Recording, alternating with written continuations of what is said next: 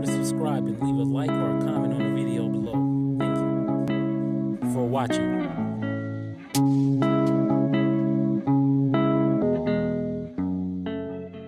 Hey, how's it going, guys? Mr. Boss for the winner, and in today's Grand Theft Auto 5 video, I am probably going to be showing you guys the weirdest glitch of all time.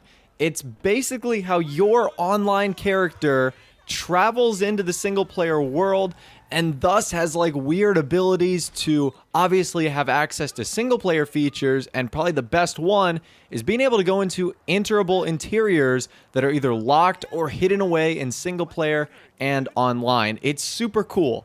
Alright, so I actually don't know a ton of details about this glitch. I was told about it like a few hours ago, and I decided to try it out. I tried it on 3 systems, on PS4, PC, and Xbox One. And the only system I got this to work on was Xbox One. Now, that might be a total coincidence. You can, of course, try this for yourself. Now, in order to get this started, it's really simple. Basically, you just need to pull up your phone and you need to go on call on a job on either a last team standing or a deathmatch. I know that sounds really weird. I know that sounds very counterproductive, but essentially you're going to hope that the game breaks and that it doesn't put you in the job that you want. And you'll know that you've done the glitch correctly if your HUD disappears, meaning like your minimap and the populating lobby and timer in the bottom right-hand corner both disappear. So I had honestly done this so many times that I was getting bored of trying to do this, so I went AFK, and you'll notice that all of a sudden my minimap goes away and the indicator in the bottom right-hand corner goes away as well. And when I came back, I was shocked to see that it actually worked. And when I came back from being AFK, you don't have any functions or features of being in Grand Theft Auto Online.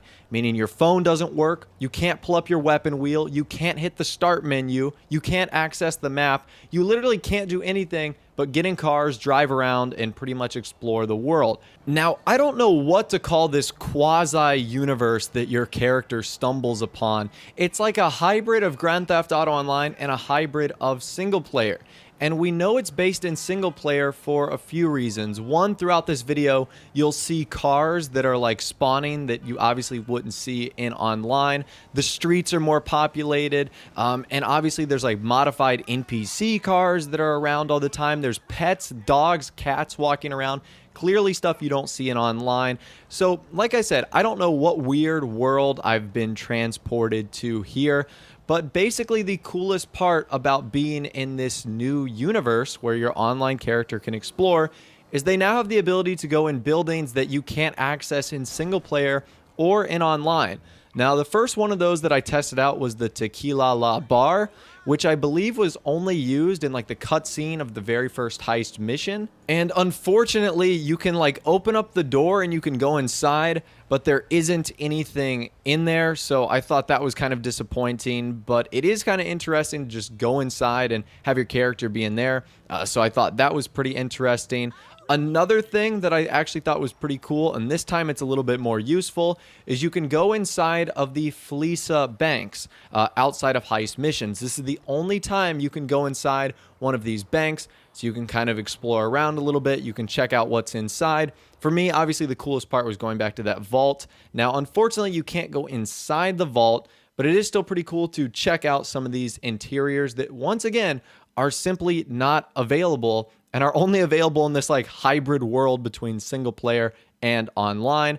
Another building that I wanted to check out was actually the Blaine County Sheriff or Police Department. So this building actually had something pretty cool in it. While its textures weren't necessarily rendered on the inside, there was like this map of Grand Theft Auto 5 that was in there. So I don't know if this was like a beta map or if this is something that the Sheriff Department in Sandy Shores was actually going to use, but it's still pretty cool to check out the inside of this building. You can see the sheriff and police insignia and design, and also that kind of beta-ish map as well. So I thought that that was super cool. And finally, last but not least, the last building I went into was the police station in downtown Vinewood. Again, this is also one that was used for heist missions. So this is locked in online, and it's also locked in single player.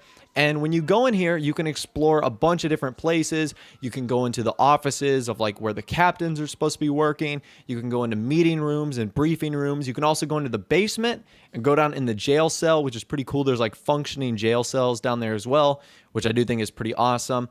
So if you have the time and you have the capacity in order to do this glitch, I definitely recommend that you give it a try. Not only was it super cool to experience things with my online character, like obviously seeing NPC cars that had neon underglow, customized lime green Voltics with carbon hoods and pink rims, whether it's dogs or cats or just seeing rabbits in the middle of the road.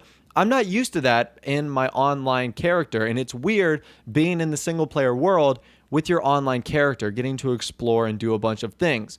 Now, I will give some warnings. You probably shouldn't die because you'll have to restart that process over again, meaning the glitch. And again, I don't know how often or how easy it is to replicate something like this.